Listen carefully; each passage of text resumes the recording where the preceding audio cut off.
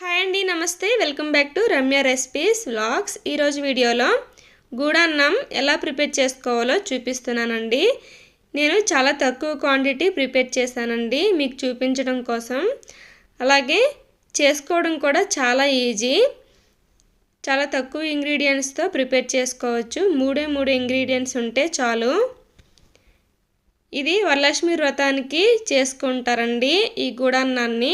ఎందుకంటే అమ్మవారికి ఇది చాలా ప్రీతికరమైన ప్రసాదం అన్నమాట. చాలా బాగుంటుంది. ఇంకా ప్రాసెస్లోకి వెళ్ళిపోదాం. దీనికోసం ముందుగా ఒక బౌల్ తీసుకొని అందులో అరకప్పు బియ్యం వేసుకోవాలి. బియ్యం వేసుకొని కొన్ని వాటర్ వేసుకొని బియ్యాన్ని ఒకసారి బాగా వాష్ చేసుకోవాలి. ఈ విధంగా వాష్ చేసుకొని నీళ్ళు మొత్తం వంచుకొని ఇప్పుడు ఇందులోకి ఒక కప్పు వాటర్ వేసుకొని ఒక అరగంట పాటు నానబెట్టుకోవాలి.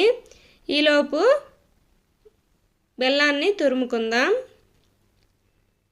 అరకప్పు రైస్ కాబట్టి 1 వంతుకి 4 వంతుల బెల్లాన్ని తీసుకోవాలండి. 2 కప్పుల బెల్లం పడుతుంది అరకప్పు రైస్కి. అలాగే కొన్ని కొబ్బరి ముక్కలను కూడా ఈ విధంగా కట్ చేసుకొని పెట్టుకోవాలి. ఇప్పుడు ఒక కుక్కర్ తీసుకొని ముందుగా నానబెట్టి పెట్టుకున్న రైస్ని వేసేసుకోవాలి. అరకప్పు రైస్కి 1 కప్పు వాటర్ వేసాం కదా, అలాగే ఇంకొక అరకప్పు వాటర్ వేసుకొని మూత పెట్టి విజిల్ పెట్టి 4-5 విజిల్స్ రానివ్వాలండి. 4-5 విజిల్స్ వచ్చిన తర్వాత స్టవ్ ఆఫ్ చేసుకొని పక్కన పెట్టేసుకోవాలి. ఈలోపు స్టవ్ ఆన్ చేసుకొని ఒక గిన్నె పెట్టుకొని 2 కప్పుల బెల్లం వేసుకోవాలి. అలాగే 1/2 కప్పు వాటర్ వేసుకొని బెల్లాన్ని పూర్తిగా కరిగించుకోవాలి. బెల్లం పాకం ఏమీ రావాల్సిన పని లేదండి, కరిగితే సరిపోతుంది. చూడండి, ఈ విధంగా బాగా కరిగిపోవాలి. ఈలోపు ముందుగా ఉడికించి పెట్టుకున్న రైస్ని ఒకసారి మెత్తగా మ్యాష్ చేసుకోవాలి. ఈ గూడన్నానికి చిట్టి ముత్యాల రైస్ని వాడుతారండి. అవి లేకపోతే ఇలాంటి నార్మల్ రైస్ అయినా సరే వాడుకోవచ్చు. ఈ విధంగా బాగా మ్యాష్ చేసుకొని మరుగుతున్న బెల్లం వాటర్లో ఈ రైస్ని వేసుకోవాలి.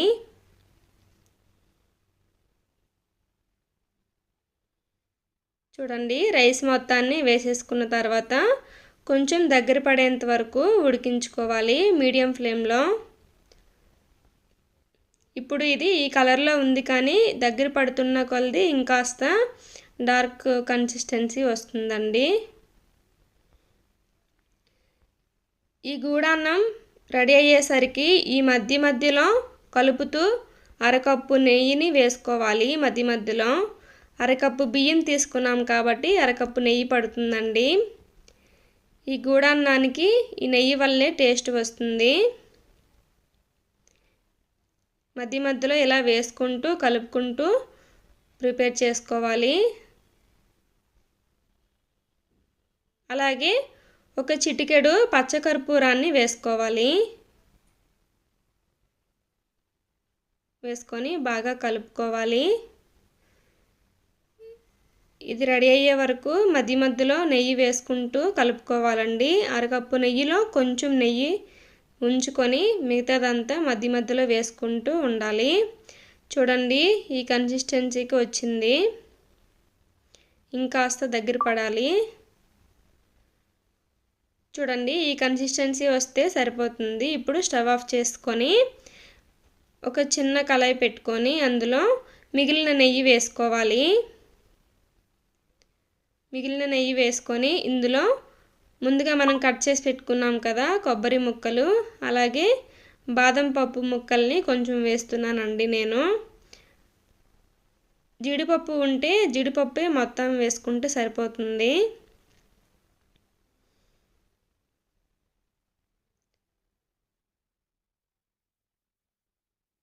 ఇవి కాస్త ఫ్రై అవ్వనివ్వాలి.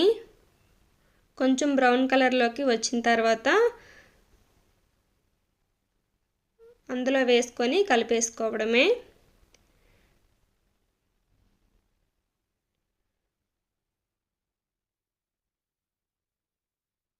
ఇంతేనండి, రెడీ అయిపోయింది గూడన్నం. దీన్ని బెల్లమన్నం కూడా అంటారండి. చాలా బాగుంటుంది, చాలా టేస్టీగా ఉంటుంది. తప్పకుండా ట్రై చేసి చూడండి. ఈ వరలక్ష్మి వ్రతానికి మీరు ఈ ప్రసాదాన్ని చేసి పెట్టండి, ఇంట్లో వాళ్ళందరూ ఇష్టంగా తింటారు. అలాగే అమ్మవారికి కూడా చాలా ప్రీతికరమైన ప్రసాదం అన్నమాట. ఇంతేనండి, ఈ రెసిపీ మీకు నచ్చినట్టయితే నా ఛానల్ని లైక్ చేసి, షేర్ చేసి, సబ్స్క్రైబ్ చేయండి. బెల్ ఐకాన్ని తప్పకుండా క్లిక్ చేయండి. Thank you for watching.